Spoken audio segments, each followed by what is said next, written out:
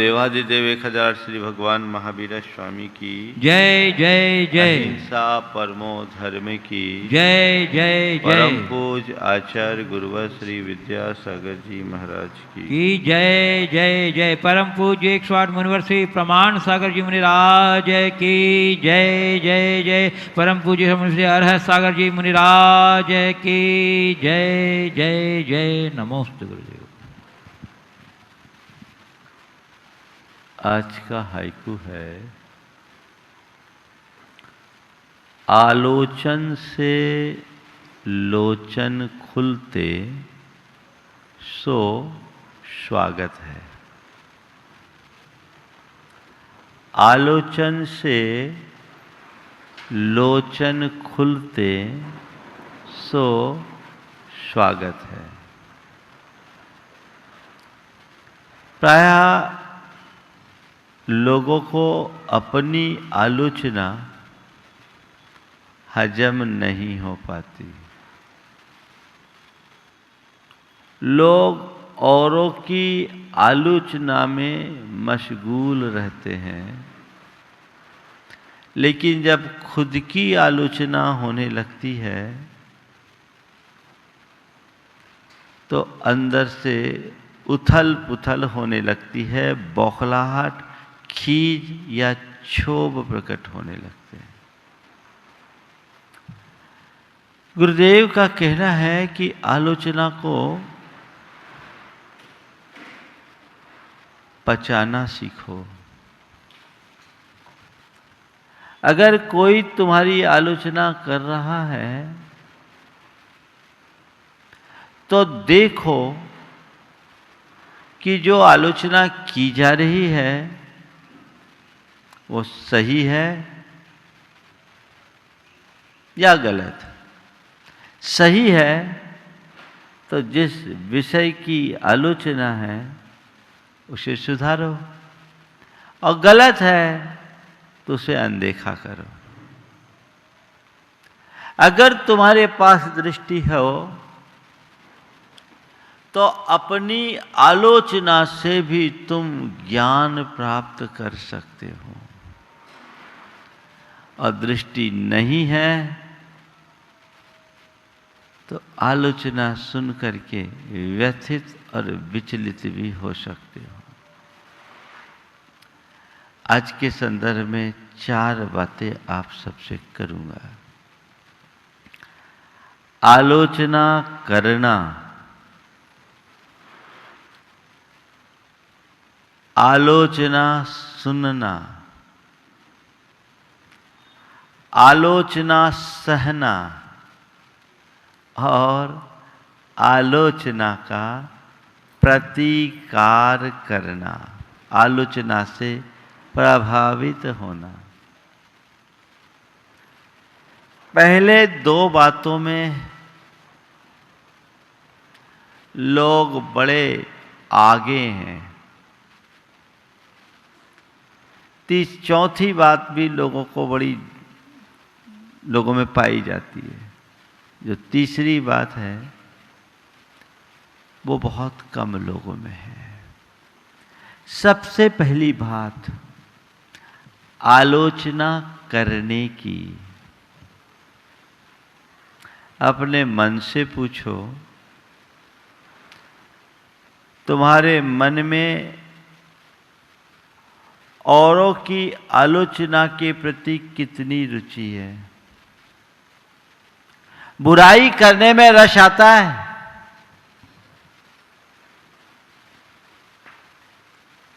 पर निंदा को बड़ा निंद कर्म कहा गया है। लेकिन लोग हैं ज्यादातर, उन्हें आलोचना में बड़ा रस आता है। चाहे जिसकी बुराई, मैं देखता हूं मेरे संपर्क में बहुत लोग आते हैं।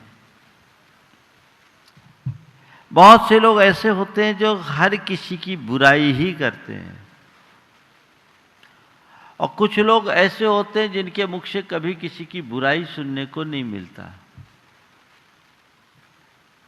मैं जब मेरे संपर्क में लोग आते हैं तो उसी के आधार पर उन्हें नंबर देता हूं। बोलता कुछ नहीं, लेकिन आकलन कर लेता हूं। जिसकी सोच नकारात्मक होती है, जिसका व्यक्तित्व उथला और हल्का होता है, जिसके अंदर खुद बुराइयां भरी होती है, उसे सब बुरे दिखते हैं और वह केवल बुराई करने में ही अपनी शक्ति लगाता है। ऐसे आदमी भरोसे के नहीं होते।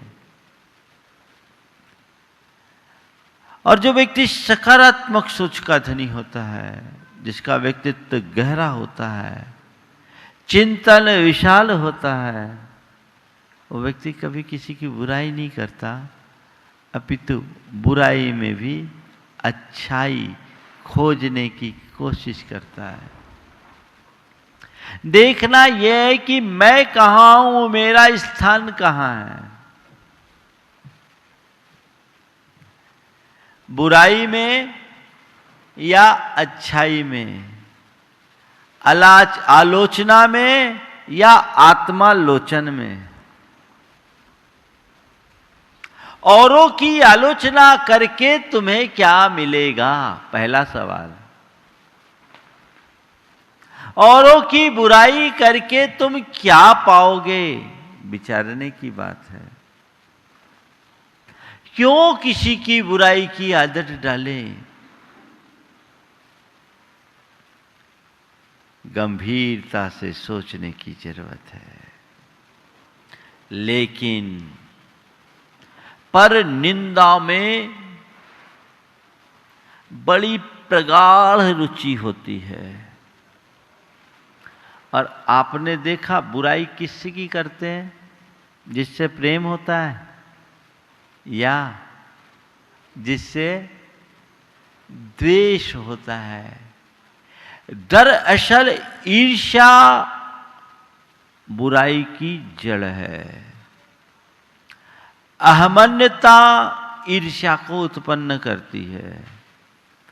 तो जो व्यक्ति अहमन्य होता है वो ईर्ष्यालु होता है, और जिसमें अहमन्यता और ईर्ष्या के दोष भरे होते हैं, वो सबको दूषित दृष्टि से देखता है। उसका एक ही काम है, सभी की बुराई करना। अहमन्यता क्या है? मैं ही सबसे बड़ा हूं, जो कुछ हूं सो मैं हूं। ऐसा व्यक्ति अपने आगे किसी दूसरे को बर्दाश्त नहीं कर सकता, और जब कोई दूसरा आगे होने को होता है तो वो उसे नीचे लाने के लिए तरह तरह के प्रयास करता है। फिर वो बुराई करना शुरू करता है, और ऐसा व्यक्ति इस बुरे कार्य से खुद का पतन पक्के तौर पर कर लेता है। मन का विश्लेषण करना। मुझे किसी की बुराई नहीं करना। कहते हैं बुरा जो देखन मैं चला, बुरा न मिलिया कोई, जो दिल खोजा अपना। मुझसे, थोड़ा दोहरा के बोलो, किसको सुना रहे? मुझसे बुरा ना कह दे कि तुम सबसे बुरे आदमी हो, बुरा लगेगा? महाराज आप अभी कहोगे तो नहीं लगेगा, लेकिन किसी और के मार्फत घूम के बात आएगी कि महाराज कह रहे थे कि ये सबसे बुरा आदमी है, तो दिल टूटेगा, है ना? है, चिंता मत करना, मैं कहूंगा नहीं। लेकिन एक तरफ हम कह रहे जो दिल खोजा अपना, मुझसे बुरा न कोई, और एक तरफ कोई बुरा कह दे तो बौखलाहट क्यों?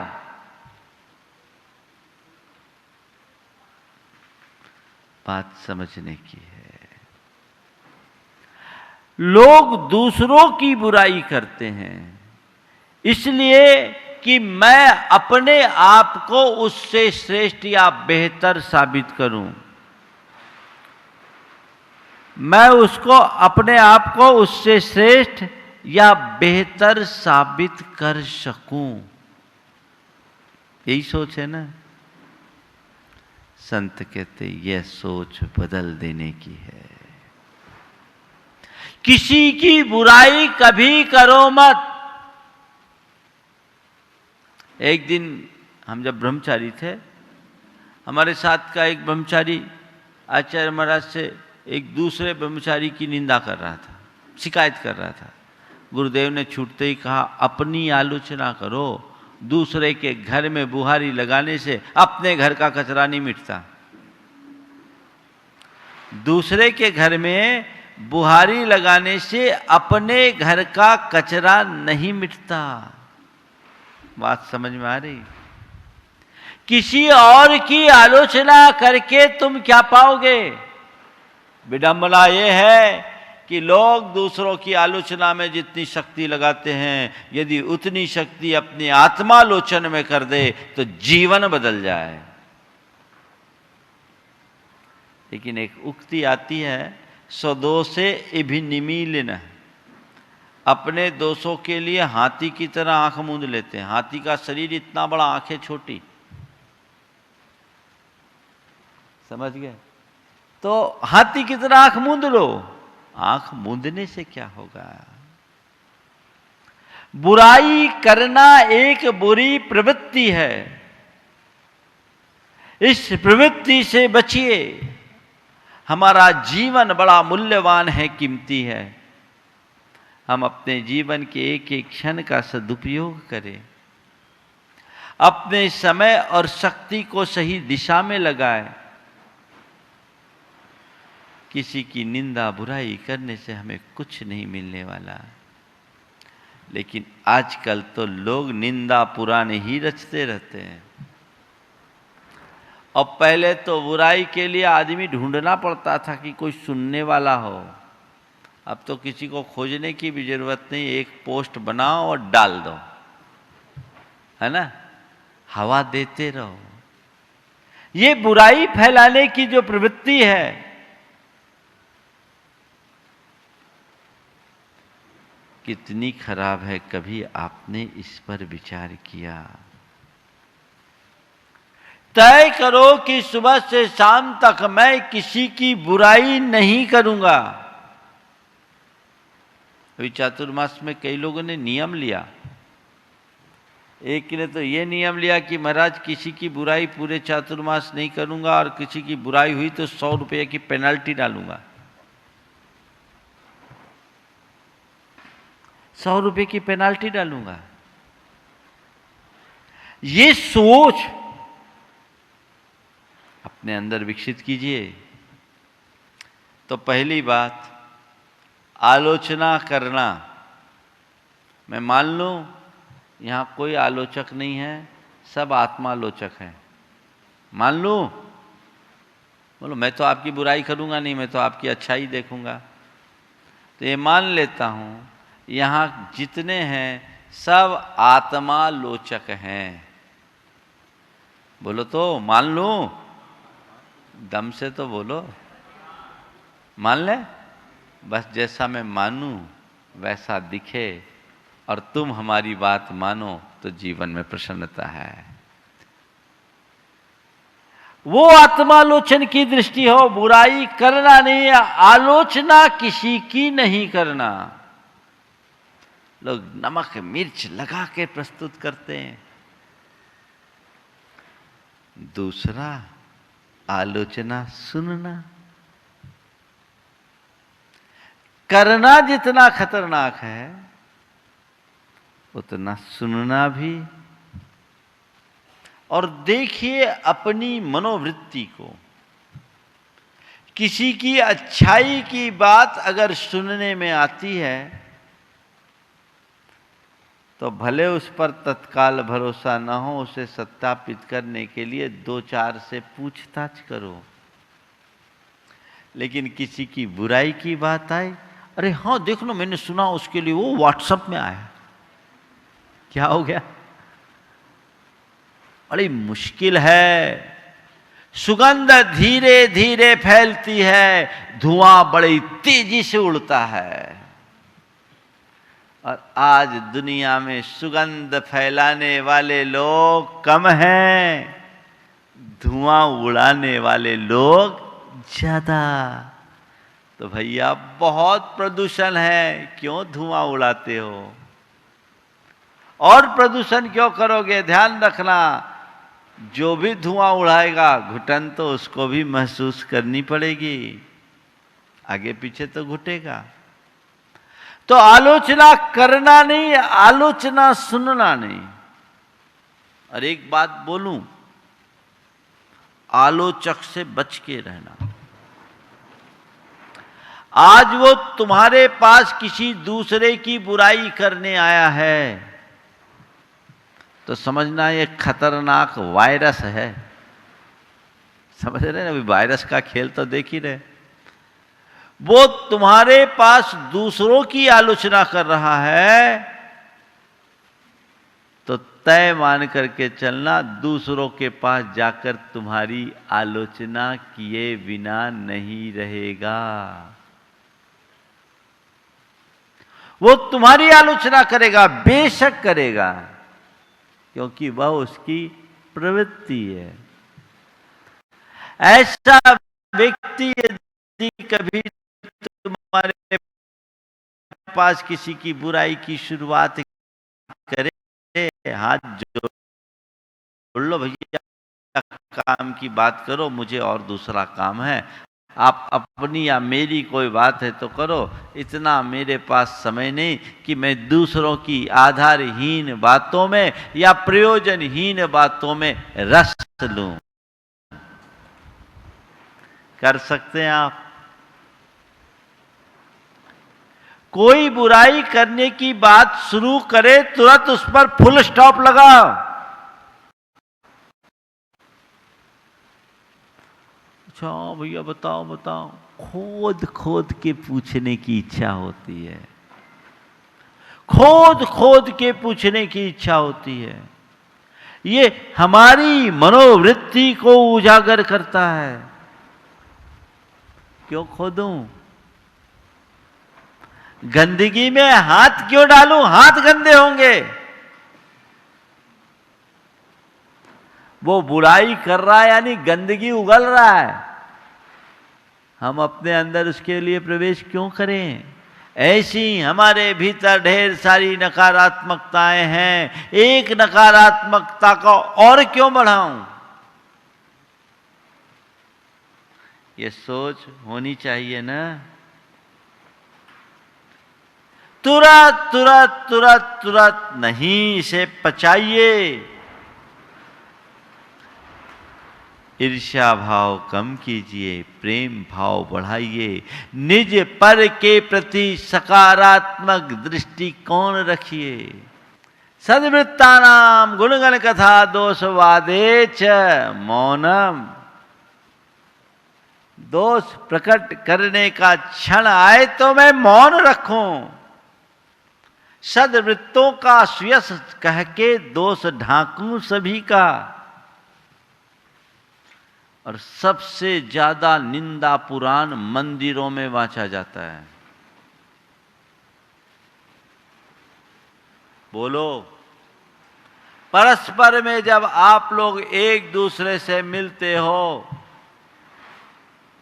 किसी संदर्भ में कोई बातचीत चालू होती है, आपका विषय क्या रहता है? एक दूसरे की निंदा बुराई या एक दूसरे की गुण कथा? कितना कीमती समय बर्बाद करते हैं। प्रार्थना भगवान से कर रहे हैं, दोष वादे च मौनम, दोष ढांकू सभी का। अब बात वहीं दोषों की शुरुआत, बुराई बुराई बुराई। और कोई नहीं तो कमेटी की बुराई। सहयोग कम, शिकायत ज्यादा। किसी की किसी तरह से व्यक्ति की बुराई करने की ये प्रवृत्ति और बुराई सुनने की प्रवृत्ति गलत है। संकल्प लीजिए कि मैं अगर किसी की बुराई देखूंगा भी तो तब तक उसे औरों तक प्रकट नहीं करूं जब तक कि उससे सार्वजनिक अहित न हो। उस घड़ी में अगर कोई गलत बात है उसको प्रकट न करने से सार्वजनिक क्षति पहुंचती हो तो आप प्रकट कर सकते हो, लेकिन किसी की व्यक्तिगत दोष और दुर्बलता का ढिंढोरा मैं कभी नहीं पीटूंगा। वो जाने, उसका जीवन जाने। मेरे अंदर 100 कमियां, मैं अपनी कमियां निकालूं कि सामने वाले की। क्या करना है? मुझे अपनी कमी देखनी है, औरों की कमी नहीं। जिसके अंदर ऐसी समझ होती है न वो बुराई करता है न बुराई सुनता है। करने दो, हमें नहीं करना और हमें नहीं सुनना।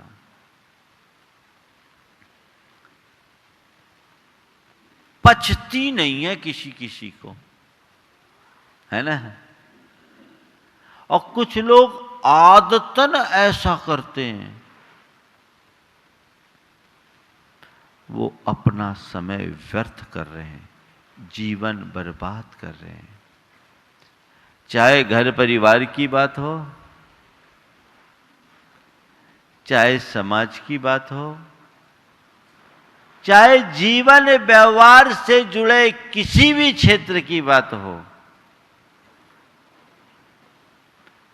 बुराई करके आप कभी प्रगति नहीं कर सकते। अच्छाइयों को अंगीकार करके जीवन की प्रगति की जा सकती है। दृष्टि सही रखिए, बुराई में भी अच्छाई देखने की क्षमता विकसित कीजिए।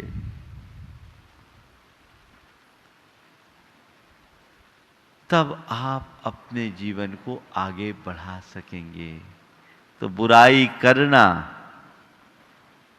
बुराई सुनना, आलोचना सुनना, आलोचना सहना। मैं आपसे पूछता हूं, आपके मुंह पर यदि कोई आपकी आलोचना करे तो आपकी क्या प्रतिक्रिया होगी? बोलो।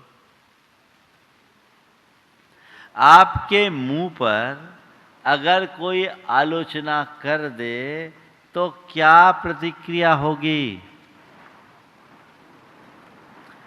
पचा पाओगे या सामने वाले पर बरस पड़ोगे? हाँ, पचा लोगे? नहीं पचेगी। क्या हो गया?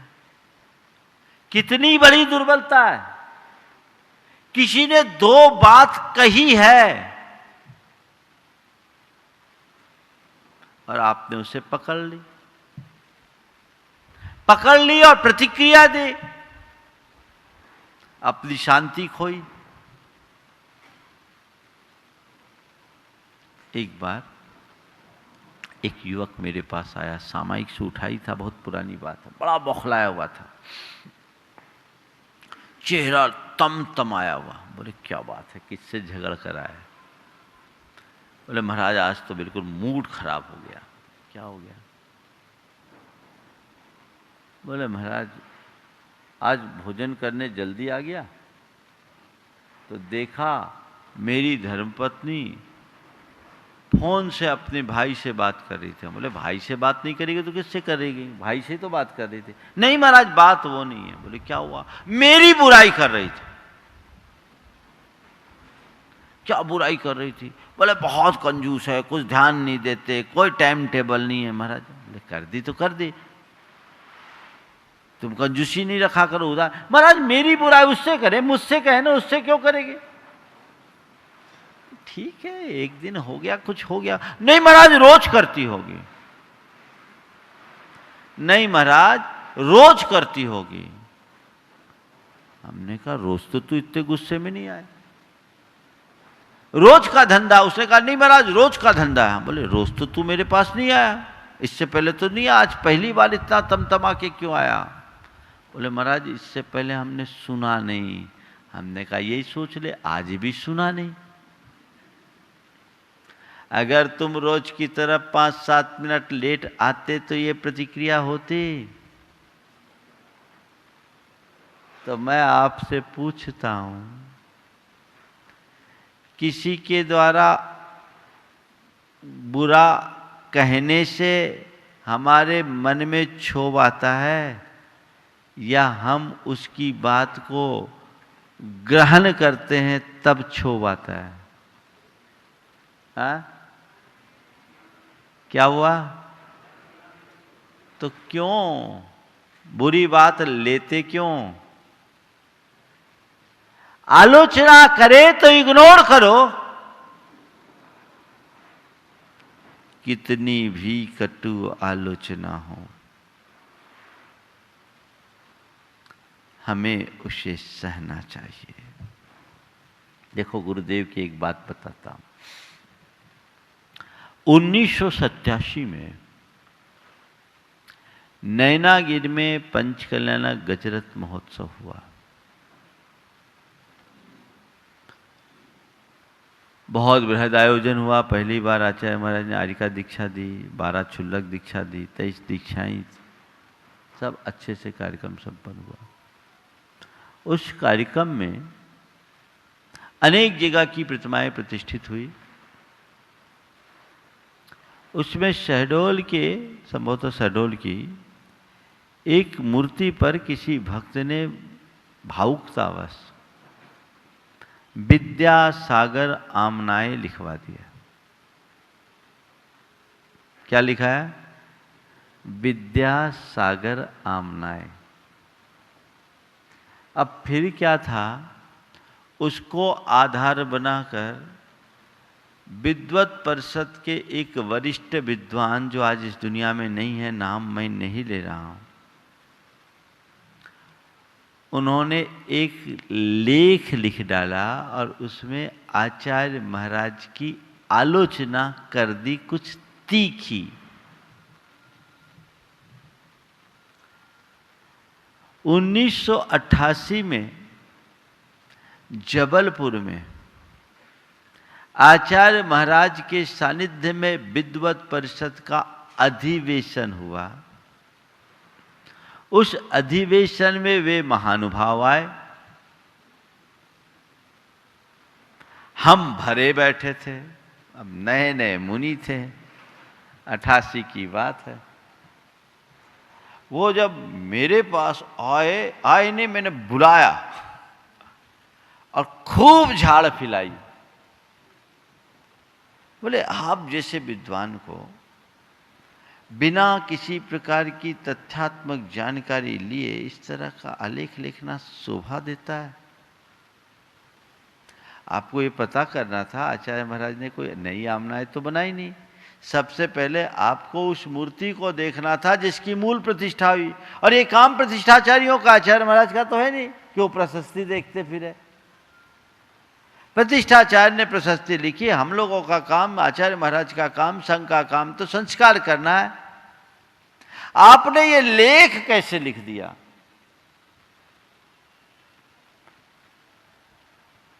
फिर उन्होंने कहा महाराज गलती हो गई। क्या बोला?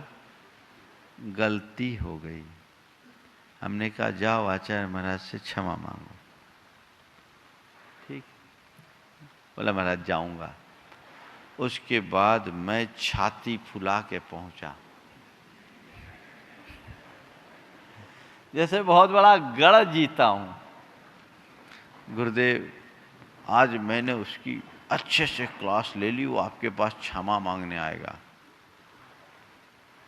आपको ऐसा नहीं करना था। ओ हम तो उठ के समझ लो उठा के फेंक दिया हो। आपको ऐसा नहीं करना चाहिए था। हम लोग गुरुदेव माफ करो गलती हो गई, अब हमें जो प्रायश्चित देना है दे दो। उन्होंने एक वाक्य कहा, आलोचना करने वालों का काम आलोचना करना है, हम साधु हैं, हमें आलोचना सहना है, ये भी हमारी निर्जरा का कारण है। मैं आपसे एक बात कहता हूं, आप बड़ी त्याग तपस्या तो नहीं कर सकते। मैं कहूं उपवास करो, एक आसन करो, लंबी सामाई करो और कोई त्याग तपस्या करो, तो हर कोई के बस की बात नहीं है, नहीं है ना। कर्म की निर्जरा करना चाहते हो, चाहते हो? कोई तुम्हारी बुराई करे और तुम बुरा न मानो तो कर्म की निर्जरा होगी कि नहीं होगी? बोलो। किसी ने तुम्हारी बुराई की, तुम्हें अपशब्द कहा, गाली दी और तुमने उसे नजरअंदाज कर दिया, सहन कर लिया, तो पाया कि खोया? बोलो जोर से, तो पाया ना। और अगर उसने कुछ बोला और उसके साथ बौखला कर उसे 4 सुना दिया तो पाया कि खोया? तो क्या करना है, खोना है कि पाना है? थोड़ा जोर से, पाना है। कब तक? जब तक इस सभा में है तब तक। बाहर गए तो गए।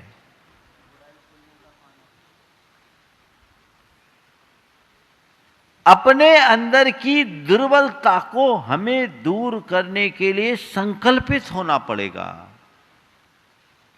और देखो एक और चीज बताता हूं, किसी ने आपकी बुराई की, आप उससे प्रभावित हुए, उसका असर कितनी देर रहता है?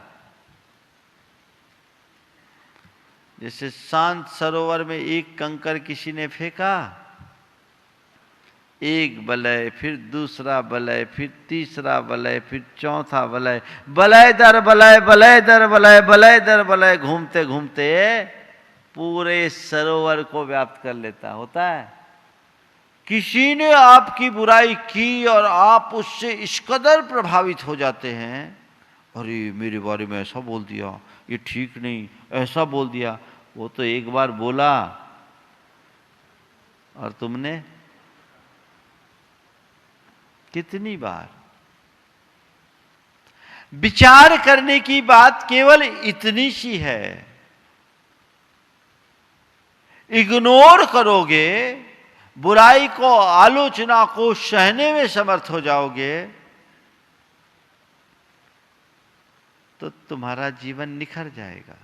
मैंने शुरुआत में बोला था कि यदि कोई तुम्हारी सच्ची आलोचना करता है तो उसे स्वीकार कर अपना सुधार करो। आलोचन से लोचन खुलते सो स्वागत है। आज का हाइकू यही है, आलोचन से लोचन खुलते सो स्वागत है। तो अगर कोई आलोचना कर रहा है और आप अपने लोचन खोल रहे हो, तो सुधार किसका होगा, तुम्हारा कि दूसरों का? तो मैं अपने व्यक्तित्व को निखारना चाहता हूं तो अपने दोषों और दुर्बलताओं को दूर तो करना ही पड़ेगा ना। मुझे तो अपना सुधार करना ही पड़ेगा। तो आलोचना सुनो, आलोचना सहो, दूसरों की नहीं, खुद की कोई आलोचना करे, सह लो, उसे पचा लो, विचलित मत हो।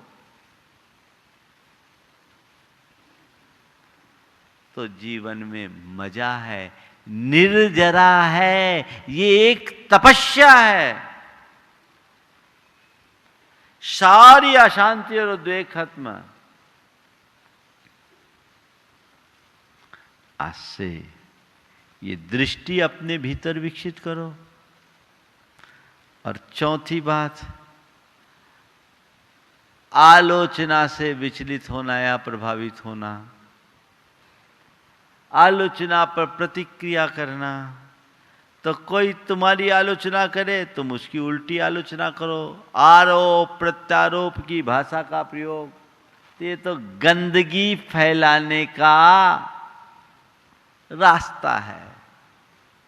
इससे बचिए, प्रभावित मत होइए, प्रतिक्रियाएं मत दीजिए। ठीक है, कर दिया कर दिया। अगर हम आलोचना की प्रतिक्रियाएं करते हैं तो वो मुझे बहुत नीचे ले आएगा। मुझे प्रतिक्रियाएं नहीं करना। कोई कितनी भी आलोचना करे, वैसी प्रतिक्रिया मुझे नहीं करना। अपने आप को शांत रखने की कोशिश करना है। अपने आप को सहज रखने की कोशिश करना है। आलोचना की प्रतिक्रिया हो तो सकारात्मक हो। सकारात्मक प्रतिक्रिया क्या है? अरे भाई, मेरी बुराई हो रही है, मुझे अब सजग रहना चाहिए, और जो मेरी 2-4 कमियां हैं मुझे उसे दूर कर देना चाहिए। ये आलोचना की सकारात्मक प्रतिक्रिया है। और नकारात्मक प्रतिक्रिया, जो बुराई कर रहा है उसका मुंह नोचने की चेष्टा करना, है ना? या उस बुराई के विषय में बार बार विचार कर करके अपने चित्त को उत्तेजित करना, क्षुब्ध करना, ये नकारात्मक प्रतिक्रिया है। नहीं, मुझे इस तरह की प्रतिक्रियाओं से हर हाल में बच के रहना है। एक अच्छे व्यक्ति की ये पहचान है। हमें आज एक ही धारणा अपने मन में बनाना है। मेरे अंदर की आंखें खुले, मैं आलोचना की बुरी प्रवृत्ति से अपने आप को यथासंभव बचाऊं। गुणग्राही बनूं, दोष दृष्टा नहीं। दोषों को फैलाने का काम मेरा नहीं। मुझे तो सबकी अच्छाई को लेते हुए अपने जीवन को अच्छा बनाने का प्रयास करना है। ये अगर जग गया तो हमारा जीवन धन्य हो गया। तो आलोचन से लोचन खुलते सो स्वागत है। बस इस एक 17 अक्षरों के इस एक छोटी सी कविता को याद कर लो, और कोई तुम्हारी आलोचना करे, आलोचन से लोचन खुलते सो स्वागत है। स्वागत करो, कितना करोगे? निंदक नीरे राखिए, आंगन कुटी छवाए, बिन साबुन पानी बिना, निर्मल करे सुहाए। यही तो है। मेरी कोई बुराई ना करे, ये मेरे हाथ में नहीं है, पर मैं कोई बुरा कर्म ना करूं, ये तो मेरे हाथ में है ना? तो किसी से की बुराई से प्रभावित होकर बौखलाना अच्छा कर्म है या बुरा कर्म? बोलो। बुराई से प्रभावित होकर बौखलाना अच्छा कर्म है या बुरा कर्म? तो उसको रोकना तुम्हारे बस में नहीं है, खुद को रोकना तो तुम्हारे बस में है ना। महाराज, बहुत कठिन है। कठिन केवल उसके लिए है जिसके अंदर आध्यात्मिक दृष्टि प्रकट नहीं हुई, जो आध्यात्मिक दृष्टि से संपन्न हो गया, जिसके अंदर अंतर्दृष्टि उद्घाटित हो गई, उसके लिए सब बातें सहज है। और जब ये बातें सहज होगी तभी तुम अपने जीवन का पथ प्रशस्त करने में समर्थ होगे। तो बस आलोचन से लोचन खुले सो स्वागत है। जय बोलो परम पूज्य आचार्य गुरुवर श्री विद्यासागर जी महाराज।